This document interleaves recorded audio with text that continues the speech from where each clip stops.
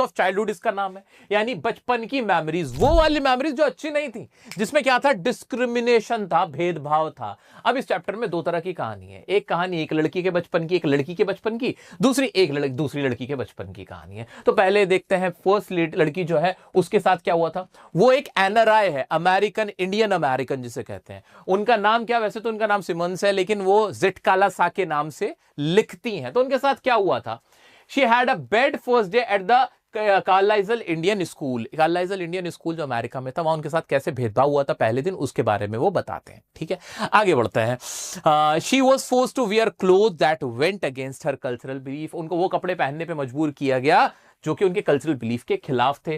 जिटकला was new to the school. जो Zitkala साथ थी हमारी, वो क्या थी, स्कूल में वो बच्ची बहुत नई थी, and didn't know the rules at breakfast. उनको पता नहीं था ब्रेकफास्ट टेबल पे कैसे नाश्ता किया जाता है, कब खड़े होना है, कब खाना है, कैसे खाना है। She made a lot of mistakes like sitting down too early और टू लेट, के पहले बैठ जाना या बहुत जल्दी से बैठ जाना, उस चीज में उनको problem I. She felt ashamed and humiliated. उनको बहुत ह्यूमिलेट फील किया कराया गया, शर्मिंदा कराया गया। When she made mistakes she was scared of the teacher and cried because she was afraid of doing something wrong. तो वहां बहुत रोती थी, टीचर्स की वजह से उन्हें डर लगता था, क्योंकि उनके साथ बहुत भेदभाव वहां पे किया जा रहा था। जिटकाला's फ्रेंड जुडविन, उनकी एक फ्रेंड थी जुडविन, जिसको थोड़ी बहुत इंग्लिश आती थी, told her that they would cut her here in school.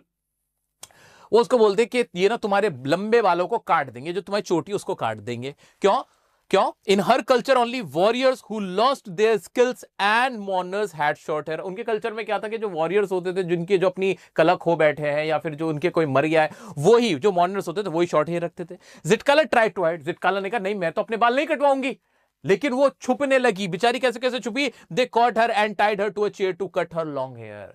अब वो छुपती हुई इधर उधर छुप रही थी कि कहीं मेरे को जगह मिल जाए, लेकिन फाइनली वो उसको पकड़ लेते हैं, कुर्सी पे बिठाते हैं, बांधते हैं और उसको क्या कर देते हैं, उस कुर्सी से बांध के उसको उसके बालों को काट देते हैं। This made her feel sad and hopeless. It also made her miss her home a lot. उसको बहुत होम सिकनेस होती है, उसको घर की बहुत याद आती है, वो रोती है, क्योंकि उसको बहुत ज्यादा डिस्क्रिमिनेशन का फेस करना पड़ रहा होता है वहां पे। तो ये कहानी थी जिटकाला सा की। दोस्तों इसी चैप्टर का सेकंड पार्ट है we too are human beings. इसमें क्या है, the second part of the chapter memories of childhood, title we too are human beings, autobiographical excerpt for Karukku written by Bama. Bama under pen name, pen name इनका बामा था और उनका क्या था, जिटकाला सा। अब इसमें किसकी बात हो रही है, तमिल दलित लड़की है एक बामा, उसकी बात हो रही है। Shares her experience in the third grade. Third grade में उसने एक्सपीरियंस किया था जब के डिस्क्रिमिनेशन असली क्या है हमारे हिंदुस्तान में, आज भी है वैसे तो, काफी दलितों के साथ बहुत ज्यादा अनटचेबिलिटी का कॉन्सेप्ट हुआ करता था। ये उस जमाने की बात है, तब बहुत ज्यादा हुआ करता था।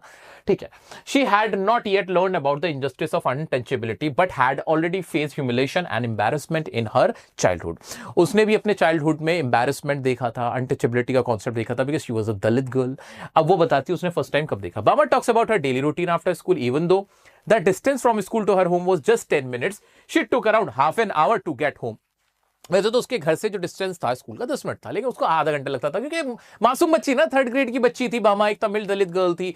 She enjoys the life like any other girl. वो जैसे कोई छोटी लड़की होगी उसी की तरह अपनी जिंदगी को जीती थी, वैसा ही सोचती थी। उसे क्या पता था कि अनटचेबिलिटी क्या है। स्कूल जाने में वैसे 10 मिनट लगते थे, लेकिन वो घूमते फिरते जाती थी हमारी बामा, आधा घंटा लग जाता था उसको। वो वहां पे बहुत सारी चीजें देखती थी, because she like to stop and watch various interesting things along the way, like temple, puppet show, monkey, snake charmers and food stalls. वो सारी चीजें एंजॉय करती थी। स्नेक चार्मर्स, पपेट शो जो हो रहा होता था वो देखती थी, और बहुत सारे खाने पीने की जगहें होती थी, चीजें होती थी, शॉप्स होती थी, वो देखते हुए जाती थी और एंजॉय करती थी। ठीक है, she would even stop to watch people chopping onions और सेलिंग वेजिटेबल्स, के लोग प्याज काट रहे हैं, वेजिटेबल्स बेच रहे हैं, वो ये सब भी देखती थी। उस तरह उनकी शॉप्स पे भी देखते हुए जाती थी। One day she saw an elder person carrying a small packet without touching it. वो एक थ्रेड से देखती है कि एक बूढ़ा आदमी जा रहा है, एक पैकेट लेके जा रहा है किसी चीज का, और जिसको उसने थ्रेड से ऐसे ऊपर ऊपर से पकड़ा हुआ, टच नहीं कर रहा है उस चीज को। ठीक है, and Baba found it amusing. उसको बड़ी हैरानी होती है, वो पहले तो हंसती है कि ये कैसे लेके जा रहा है। She later told her brother about the incident. बाद में जो उसका बड़ा भाई होता है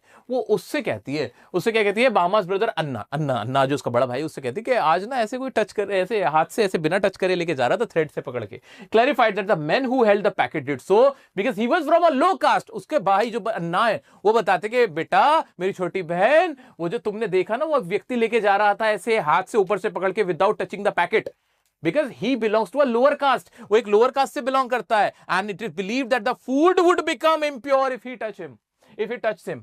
और वो फूड क्या होता है, जो खाना हो जाता है वो इम्प्योर हो जाएगा अगर वो उसको टच करता है। अगर वो उसको टच कर लेता तो उसको क्या माना जाएगा, इम्प्योर माना जाएगा। ठीक है, so the food would become impure if he touched that food. Okay, बामा फेल्ट डिस्गस्टेड एंड सेड, बामा को लगता है ये क्या कॉन्सेप्ट है यार, this is truly inhuman, this is unjust, ये बिल्कुल अनजस्ट है, ये बिल्कुल भी इक्वल नहीं है। We all are human beings, जिसका टाइटल भी ये रखा गया, we too are human beings.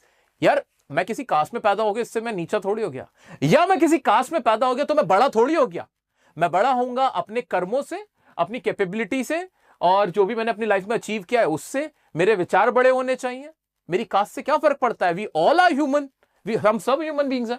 बामा felt disgusted and sad when she understood this event, wondering why the poor showed respect to the rich who didn't treat others as human beings. बल्कि उसको ये भी लगता है कि जो पुअर गरीब लोग होते हैं वो इन बड़े लोगों की इतनी इज्जत क्यों करते हैं, उनके आगे इतना इतना बो क्यों करते हैं, इतना उनको रिस्पेक्टफुली पेश क्यों आते हैं, बिकॉज वो तो हमें इंसान भी नहीं समझ रहे। मैं तुम्हें अपनी तरफ से और कुछ बता देता हूं। अब बामट क्या डिसाइड करती है, बामा जो कि एक दलित गर्ल है, वो डिसाइड करती है कि वो अपने अधिकारों के लिए लड़ेगी, वो अपने अधिकार के लिए लड़ेगी, वो एजुकेशन हासिल करेगी, और एजुकेशन हासिल करके नाम रोशन करेगी और अपने हक जो इक्वल राइट्स हैं उनको क्लेम करेगी। तो वो ये सारी चीजें करती हुई और फिर एक बहुत बड़ी राइटर बन जाती है। अब इसी चीज को बहुत इजीली हम सम अप कर सकते हैं, मैंने आपके लिए लिखा हुआ है, एक बार वो मैं आपको दिखा देता हूं। हाँ जी, आ गए।